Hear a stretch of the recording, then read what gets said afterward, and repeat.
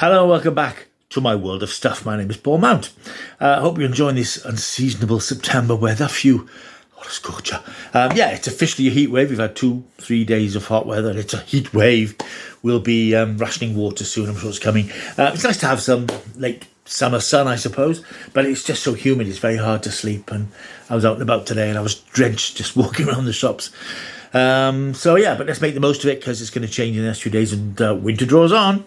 Right, it's time for the first of the series I promised in my video before last, on my classic Doctor Who reviews, retrospectives, if you like. 60 years of Doctor Who coming up in November, and I thought I would mark the occasion by a couple of Doctor Who related strands on this channel. This one is my thoughts on some classic Doctor Who stories / episodes. Now, I'm not going to be reacting to them. There's plenty of Doctor Who reactors, and they're quite fun to watch, especially people who've not seen the episodes before. It's quite fun to see how they react to certain characters and scenes and creatures and things. I've seen all Doctor Who now, all the episodes that exist, and I'm just revisiting them with some random thoughts about the episodes. Now, it's completely unstructured. I've not scripted anything. I've not made any notes. I'm just going to watch the episodes. I'm going to sit in front of the camera and talk about them. I've seen these episodes many, many times, so it's not as if there's anything that's going to surprise me, but there's just things that would be nice to talk about and point out. And things that shape the direction of Doctor Who. That's what I'm particularly looking for. Things that are sort of landmark episodes, landmark appearances, just things that shape Doctor Who into what we know, this massive sort of canon of fiction that trails in its wake at the moment. So what better place to start than the very first episode from November 1963, the 23rd of November 1963, just after 5:15 in the afternoon, with the country and the world, in fact, still reeling in the aftermath of the assassination of JFK in Dallas the day before. Doctor Who arrived on screen with the very first episode, An Unearthly Child. Now, I'm just going to be talking about this episode. There are 3 more episodes to the story, the Cavemen Adventure, which is routinely known as the Tribe of Gum. I'm not going to talk about those for 2 reasons. One, they're a bit dull, but I am conscious of the fact that, as somebody did point out in the comments, it's not necessary to completely ignore those episodes because they do establish certain things about the early days of Doctor Who and the nature of the Doctor and his relationship with his companions. I will touch on that at the end of my review of An Unearthly Child. But for now, let's go back to the dim and distant past. A foggy evening in November 1963, a television legend was born. Doctor Who.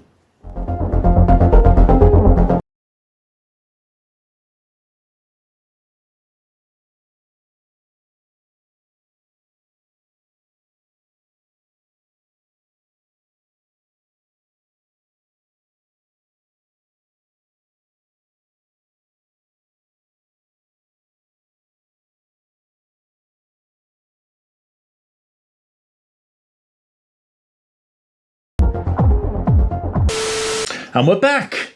I think I watched 2 episodes. I did watch The Cave of Skulls, the second episode of Doctor Who, which followed on from An Unearthly Child. And I think that really says a lot about how good An Unearthly Child, the very first episode of Doctor Who, is, because it takes you on this journey into this strange world and ends with this incredible cliffhanger that makes you want to watch the next one.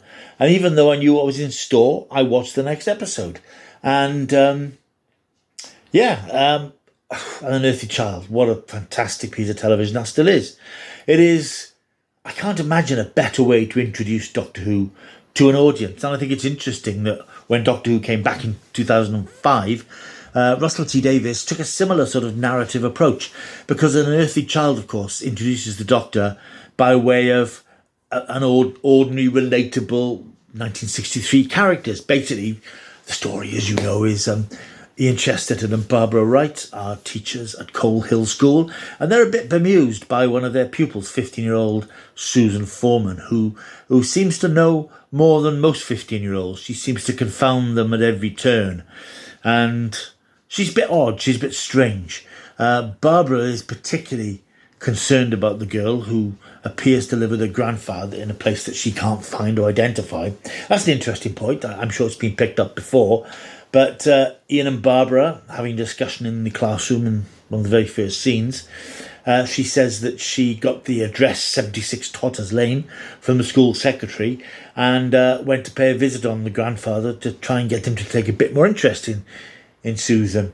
But when she got there, there was nothing there. There was a wall on one side and houses in between, but nothing in the middle, which is patently not true because 76 Totters Lane is the junkyard of I.M. Foreman. So whether that line is something in the script that's an earlier version of the script or an earlier concept, I'm not entirely sure, but it does seem odd that she specifically says there was nothing there when there was. So, and I'm sure this has been commented on before, but this is just something which struck me watching the episode tonight. Ian and Barbara, anyway, they follow Susan home to this junkyard, 76 Totters Lane, where they find a lot of junk lying around and a police box, which appears to be alive. It's sort of a faint vibration. Then the old man, the doctor, appears. There's a bit of contretemps between him and Ian and Barbara. They hear the voice of Susan appearing to come from inside this police box. And they eventually barge their way in, and the adventure in space and time begins. They find themselves in the huge, gleaming, white control room of the TARDIS, where the Doctor, William Hartnell, tells them that he and Susan are wanderers in the fourth dimension, exiles in the machine that could travel through time and space. Ian and Barbara obviously are sceptical. Doctor realises he can't let them back out into the world because the secret of the TARDIS and its existence of the TARDIS will become public knowledge. And the Doctor tells Susan, played by Carol Ann Ford, of course, that they'll have to leave the 20th century, which she doesn't want to do because they're settled there, she's in school. I like the hint of this backstory as well, that the Doctor and Susan have pitched up on Earth to spend some time there. And it's as if the Doctor has realised that Susan needs an education. We don't know about their history at this point. All we know is that they travel through time and space in the TARDIS. But it's sort of vaguely hinted that they've been doing it for a while. And it's clear that, they've been in London for a while. Susan mentions that she's been at the school for 5 months. So they've been settled in London for the best part of half a year. And I like the fact that it does suggest this sort of itinerant nature that they have. They've been wandering around and now they're on Earth. And again, it sets up a theme throughout all of Doctor Who, the Doctor's fascination with Earth. And it's interesting that the idea that the Doctor has brought Susan to Earth to get an education. It's a planet he's obviously extremely fond of. And it does lay the foundations for the Doctor's affinity with Earth throughout the rest of the series, really. He's exiled to Earth. He's back and forth, landing on Earth at different periods of time when Earth is under threat. It's as if he and the TARDIS, which we know is a living thing, have a particular affinity to Earth. They have a bond with it. And I think that's sort of suggested quite well here with the idea that the Doctor has brought Susan to London and Earth in the 1960s to be educated. I think that's an interesting sort of bedrock for the future of the Doctor. At the end of the episode, then, of course, there's a bit of a tussle in the TARDIS when the Doctor activates it and the machine leaves Earth. We don't see it leaving. We see a reprise of the howl-around effect from the title sequence. And the idea, again, that the TARDIS taking off is a violent manoeuvre. Ian and Barbara are thrown to the floor. We don't see what happens to Susan, but the Doctor is looking a bit strained. And this, again,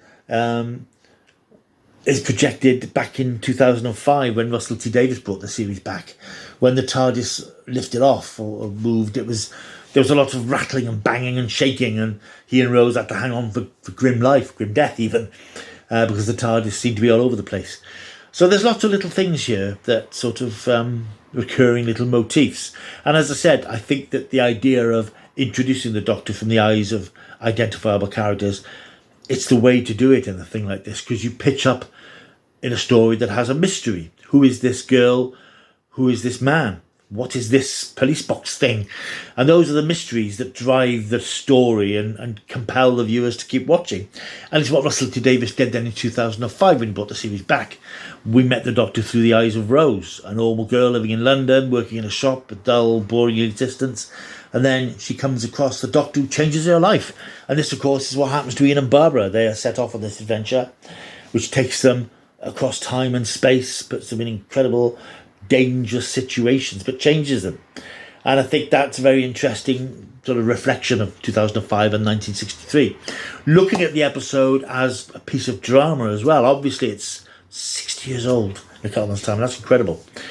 One, it's incredible that it still exists in a way, particularly with the BBC's habit of throwing away lots of its programmes and not keeping an archive.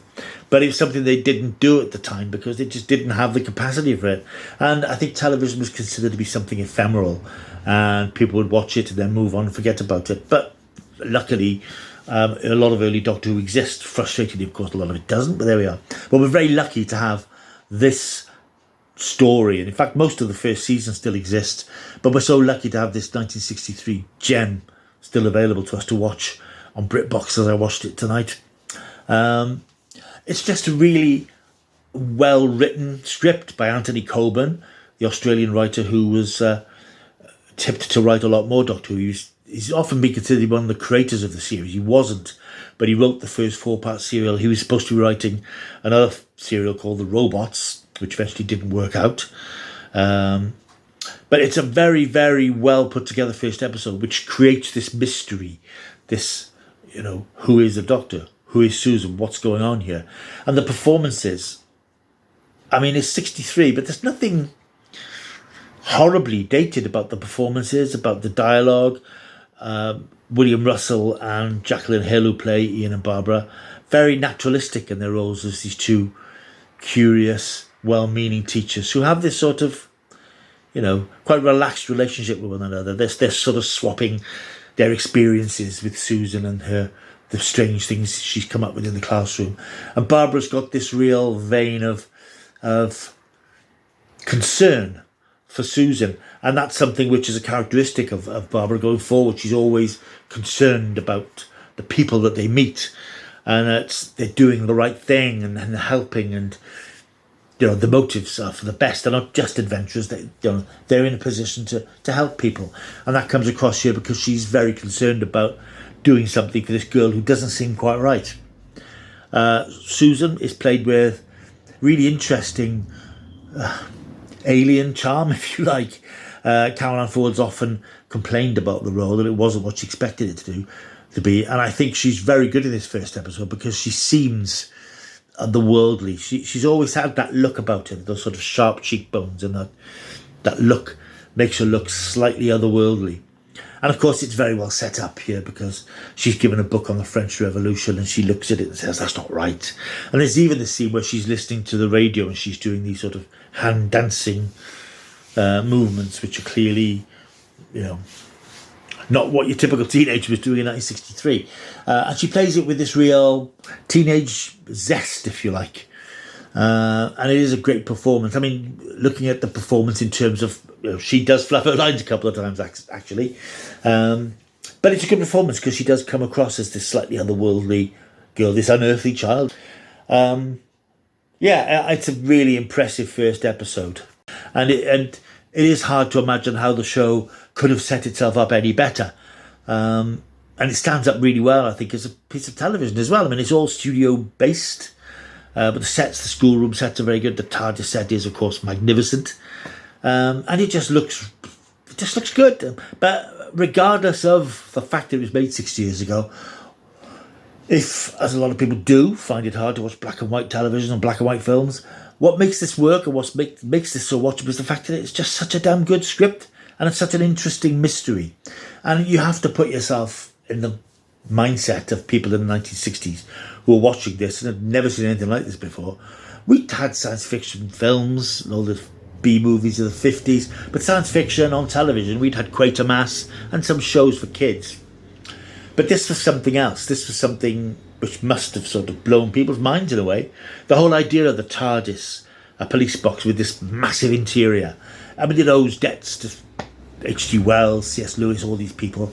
But on television, to actually see this, the moment where Barbara pushes through the TARDIS doors and she's in this massive chamber with these gleaming white rounded walls and the console and the thing they had in the ceiling in the early episodes, this big sort of light thing, really looks like a high-tech futuristic machine, but not a typical flight deck of a spaceship, which you will have seen in science fiction films and things in the past. It looks very much its own thing, very unique. And of course, again, there's that lovely scene where in the junkyard, Ian finds the TARDIS, touches it, and then walks all around it. That's something which has been repeated throughout the history of Doctor Who. When people first come across the TARDIS, they walk all around it. I mean, Rose, again, did it in Rose. She walked all around the TARDIS before going inside it. And I think it's just a nice little, one of those nice little touches, which I think serve to connect the old series with the new series, if we can still call it that after 18 years. All in all, I think it's a great episode. It's really very well done. The direction by Waris Hussein is terrific, bearing in mind the resources he had available, the time he had available. But you can sense that everybody working on the show is aware that this is something different, this is something special, this is something that they want to make work. And wow, did it work. 6 years later, I'm sitting here talking about it. It's a terrific episode, and, you know, it's Doctor Who setting off on what was called an adventure in space and time for the first few years. That's how the show was referred. And it's a great first episode. Second episode, Cave of Skulls. I might as well talk about it as I watched it. We watched that because it ends with that wonderful cliffhanger with the TARDIS. And I love the image of the TARDIS, this primeval landscape, tilted slightly. It's landed at a slight angle. And that in itself is a great image because it's a symbol of the 1960s, you know, the early 20th century, mid 20th century, a London police box. All of a sudden, it's in the middle of this desert landscape, tilted slightly. And there's always something, I quite like that thing of the TARDIS landing at an odd angle. Sort of adds to the quirkiness of the thing and the whole idea of the thing. And then the shadow of this man that looms over it. Carries on to the next episode then, where we meet the tribe itself, who are a bunch of Neanderthal men or cavemen or whatever they're supposed to be, who are trying to find the secret of fire. The Doctor gets captured. Ian, Barbara and Susan find out where he is and try to save him, and they all get captured and thrown into the Cave of Skulls, where they're going to have their heads split open when Orb, the sun, rises next. I think these are episodes that get a bad press, probably because the first episode is so good, and this just seems a bit plodding, I suppose, because all of a sudden we've had this fantastic idea of the TARDIS and the Doctor, and now we're sort of thrown into this slightly sluggish story about cavemen in furs all grunting away. And again, the performances are all good. It's a good cast. Jeremy Young, Derek Newark, Alethea Charlton, Howard Lang, and they all perform well with what they have to do. It's not all sort of cavemen grunts. They sort of speak in this sort of clipped, sort of cracked English, and it works quite well. But I think the situation that it creates is still interesting. But I think the first episode is so strong that this first adventure, and I know everybody involved in the program felt that doing the caveman thing wasn't a good idea. But I think certainly episode 2 holds up quite well.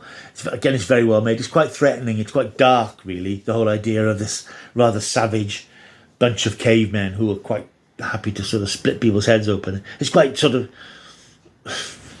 unrelenting in the concept of the lifestyle of these people and the violence that's their everyday way of life. So that's the first 2 episodes of Doctor Who, An Unearthly Child and The Cave of Skulls.